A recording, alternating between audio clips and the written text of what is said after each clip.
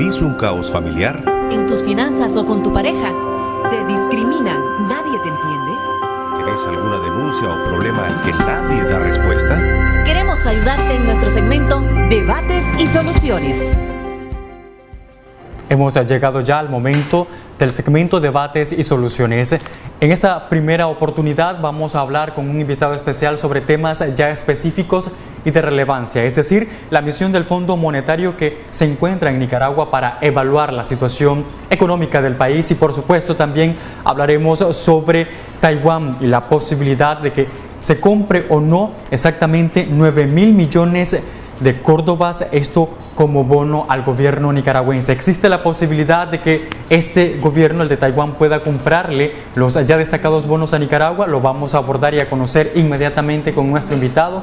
Odilí Vargas comparte conmigo el segmento. Así es, Jessica Espinosa Reyes, el doctor Francisco Aguirre Sacasa, bienvenido a Acción 10 de la Mañana. ¿Qué tal, Odilí? Ya parte de estos entrevistados, ¿verdad? De nosotros de lujo que siempre estamos en Acción 10 en la Mañana. Doctor, ya está esta comisión del Fondo Monetario Internacional en nuestro país valorando un poco cómo estará nuestra economía, la crisis que ha afectado a muchos sectores, pero también viendo un margen bastante estrecho con respecto a la visita que hicieron en febrero pasado.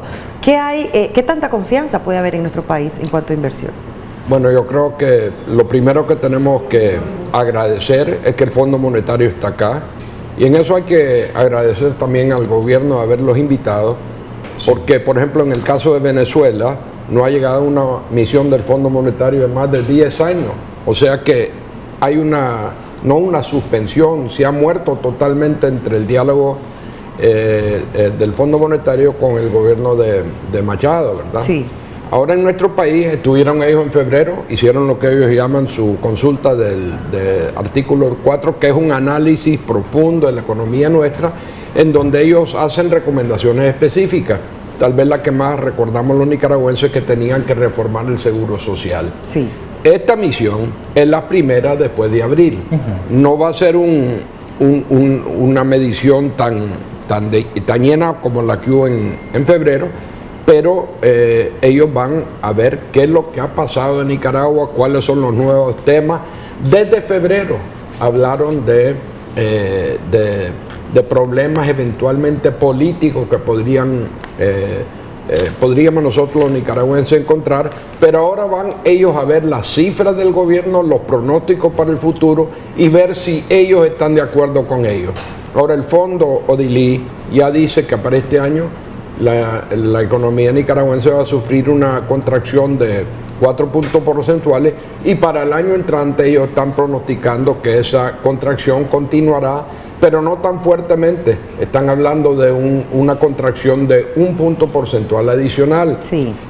Lo interesante va a ser hablar con ellos, y van a tocar muchas puertas, van a reunirse no solo con el gobierno, sino que con la sociedad civil, con los bancos, con los empresarios, con economistas independientes, y ellos van a tener la oportunidad de ajustar su pronóstico para el futuro y de darle al gobierno consejos.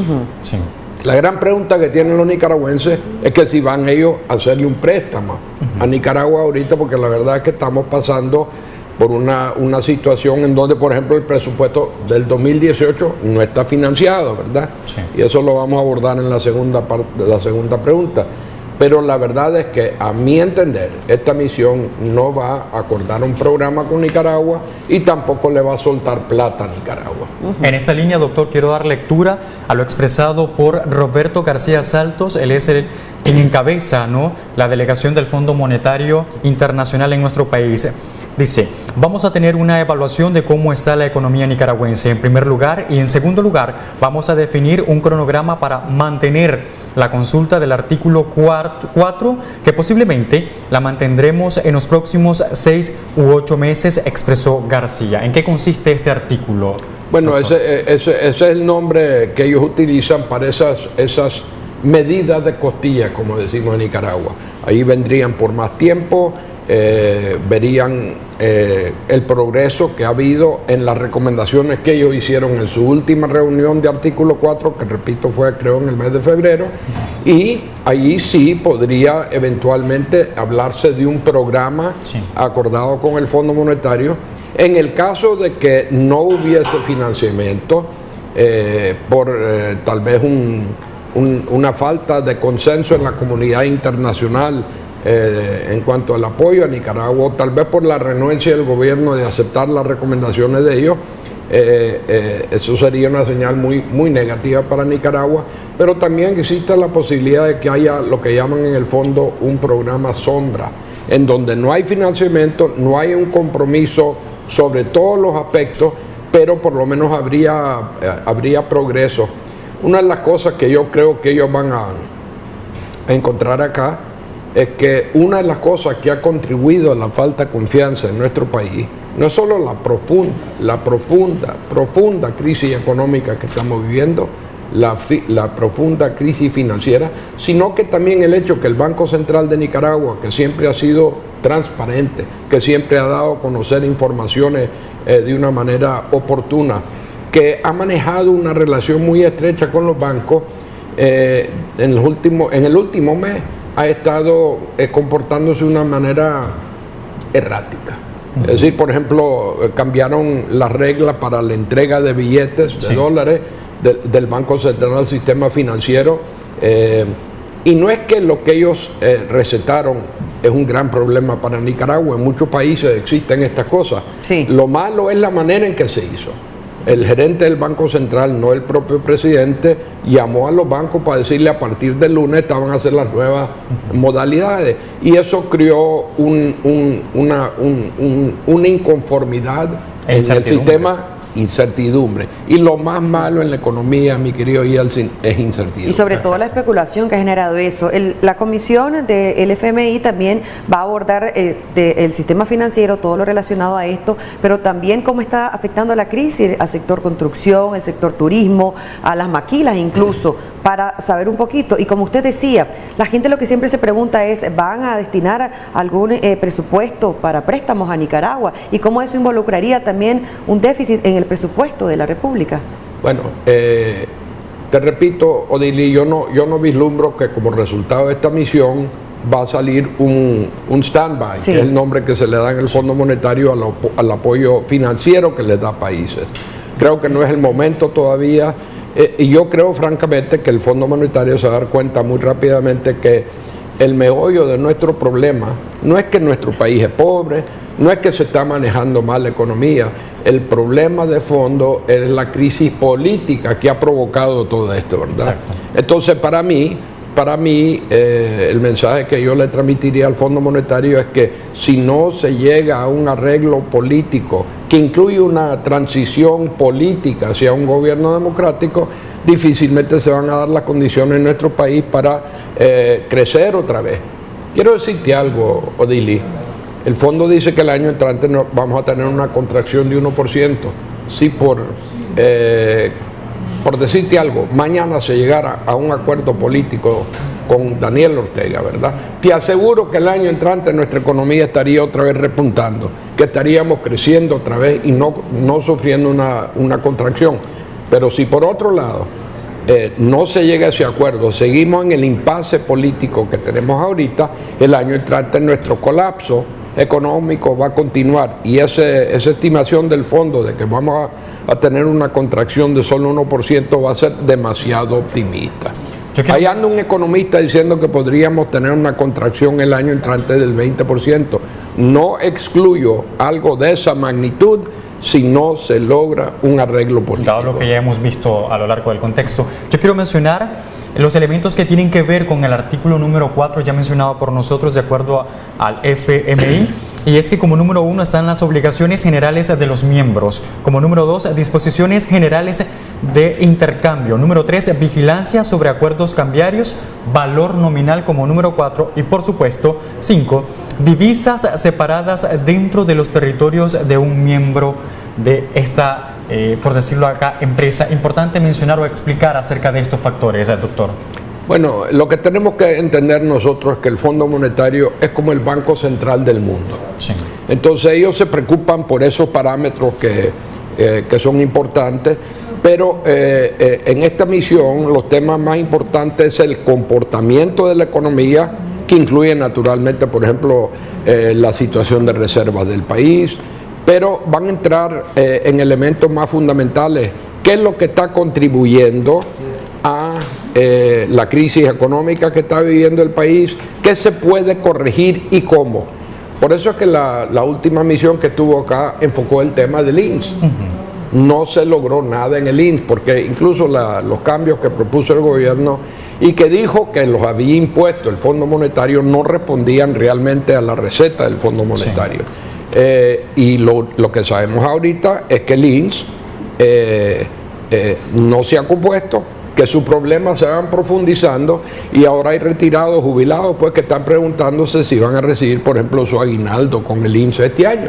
Y la verdad es que si no hay transferencia del gobierno al INSS en este momento, el INSS va a entrar en esa cada vez más amplia lista de instituciones financieras del país que están teniendo serios problemas de liquidez, serios problemas de liquidez. En algunas de las entrevistas y reuniones que han tenido también la misión del FMI, su jefe, el señor Roberto García, hablaba un poco también que acompañado a ese artículo 4, pudiesen estarle dando un acompañamiento, se decía, a Nicaragua de entre 5 y 6 meses. ¿De qué se trataría ese acompañamiento? Bueno, yo creo que estamos hablando de asistencia técnica, lo que yo te llamé un programa sombra, en donde está el Fondo Monetario no desembolsando plata, pero en un diálogo continuo con las autoridades, estableciendo metas, comparando notas, una relación más fluida pues entre el equipo económico de Nicaragua, que repito, tiene los conocimientos técnicos como para sacar adelante nuestra economía, pero no son ellos los que están a cargo de resolver la crisis política, que es la que está creando el malestar acá. Sí. Doctor, por otro lado, el gobierno considera que una de las soluciones a la crisis es, por supuesto, la compra de los bonos de ese mismo. Taiwán se perfila o se ha dicho como uno de los países o naciones que pueda comprar. Exactamente son 9.000 millones de córdobas lo que necesita, le compre o lo que prevé compre Taiwán a Nicaragua, al gobierno de Nicaragua en bonos. Bueno, y además de eso, en el presupuesto para el año 2019 hay un desfinanciamiento de 12.000 millones de córdobas. Entonces el Estado ha dicho que eso lo va a cubrir de nuevo con la emisión de bonos del Estado de Nicaragua, que ellos pretenden vender pues a compradores pues en el sector privado, nacional o internacional. ¿Qué tan factible es esta situación de los bonos? Honestamente, yo creo que es risible creer que nuestro país vaya a poder conseguir tanta plata. Ya no es ni siquiera un tema de tasa de interés. Por ejemplo, alguien me contó ayer, y te estoy hablando de un cliente AAA, ¿verdad? De un banco nicaragüense que tiene hasta certificado de depósito con ese banco y que necesitaba un préstamo de $1 millón para capital de trabajo. Y el banco de él le dijo: perfectamente, te lo damos, usando como prenda tu certificado de depósito, pero al 18%. Al 18%. Ahora imagínate vos la tasa de interés que tendría que ofrecer Nicaragua sobre esos bonos para que entidades privadas o públicas accedan a un préstamo, a comprarlo. Y aunque ofreciera el 25 o el 30%, ¿cuáles son las posibilidades de que Nicaragua pague eso? Aquí hay emisores de bonos mucho más pequeños que el gobierno de Nicaragua y que tenían una enorme credibilidad, que en este momento están teniendo dificultades pagando sus bonos. Sí. Ahora, nadie va a cometer suicidio financiero comprando un bono, aunque ofrezca un 20 o 18% de interés en dólares y todo, porque van a haber graves dudas sobre la posibilidad del gobierno de hacerle frente a esos bonos. Pero lo peor es lo siguiente: Nicaragua todavía es el segundo país más pobre de Latinoamérica, tiene la economía más pequeña de Latinoamérica, es uno de los 10 países del mundo que para el año entrante va a tener un crecimiento negativo, es decir, va a haber una contracción. Honestamente te digo yo que no existen las condiciones para que Nicaragua coloque esos fondos. Ahora veamos lo de Taiwán. Taiwán ha sido un país extremadamente generoso con Nicaragua. Así es. Pero los programas de Taiwán a Nicaragua nunca han llegado a la magnitud y ayuda que necesita el gobierno de Nicaragua ahora. Es decir, aquí, ¿qué es lo que hemos visto en el pasado? Que construyen la Cancillería o que financian una una obra de agua potable en alguna parte, estamos hablando de algo entre 10 y 20 millones de dólares al año. Y aquí estamos hablando de 300 millones de dólares al año. Y yo no creo que Taiwán esté dispuesto a financiar esa brecha en el presupuesto de Nicaragua, aunque primero tiene los fondos para hacerlo. Y segundo, como hay varios países importantes, centroamericanos y latinoamericanos, que han roto relaciones con Taiwán y que ahora reconocen a la República Popular China, a lo mejor lo de Taiwán diría, bueno, vamos a aumentar la ayuda a Nicaragua para asegurarnos que ellos sigan de nuestro lado, ¿verdad? Porque le están quedando muy pocos países que lo reconozcan, pero no creo que están dispuestos de pagar 300 millones de dólares para el reconocimiento nicaragüense. Con todo ello nos preguntamos y se pregunta el nicaragüense, los sectores y principalmente el gobierno está teniendo conciencia de la magnitud o del barranco en el que se está yendo la economía nicaragüense y por supuesto que va a arrastrar a toda su ciudadanía. Yo estoy absolutamente seguro que el equipo económico de Nicaragua, que repito, es serio, son gente buena allí, ellos entienden perfectamente bien lo que está pasando. Ahora, la gran pregunta es que si esto se va a traducir en una acción política por parte de Daniel Ortega que resuelva el problema de fondo, que repito, es político. ¿Y cuáles son las dimensiones del problema? La sublevación cívica de abril, la muerte de 528 nicaragüenses, el hecho de que hayan 3.000 que hayan sido heridos, ahora están hablando de 500 detenidos, la represión que continúa y ahora, si querés añadirle un problema más, la pugna entre el gobierno y la conferencia episcopal y sobre todo con el monseñor Silvio Báez. En cuanto a las reuniones del FMI, también ellos explicaban un poco sobre ese crecimiento de la economía en el país que desde el 2010 a la fecha venía creciendo en un 4%. Y ellos dicen que no volverá a repuntar en ese número. Pero también decía que la crisis, aunque se llegara a resolver en el nombre de Dios, ¿verdad?, en estos meses, va a ir creciendo paulatinamente. Va a ser un poco difícil recuperar esa economía que se tenía. En eso no estoy de acuerdo yo. Yo creo que si nosotros llegáramos a un entendimiento serio con el gobierno, yo por lo menos estaría dispuesto a invertir en mi país. Yo por lo menos. Y como yo, creo que hay muchísimas otras personas que lo harían. ¿Y qué es lo que va a estar viendo el inversionista extranjero? ¿Está invirtiendo el nacional o no? Porque cuando el propio nacional no tiene confianza en su propio país, mucho menos va a tener el extranjero. Repito una frase que yo he usado en este programa en otras ocasiones. Nicaragua es un país empobrecido y no pobre. El sector turístico nuestro podría levantarse rápidamente. Por ejemplo, el sistema financiero también, porque ¿qué es lo que está causando la fuga de depósitos? Que ya es igual al 10% del Producto Interno Bruto de Nicaragua. La falta de confianza en Nicaragua. Aquí la gente lo que anda buscando, pues aquellos que son ahorradores netos, los que tienen inversiones en el país, lo que están haciendo es viendo cómo se deshacen de eso.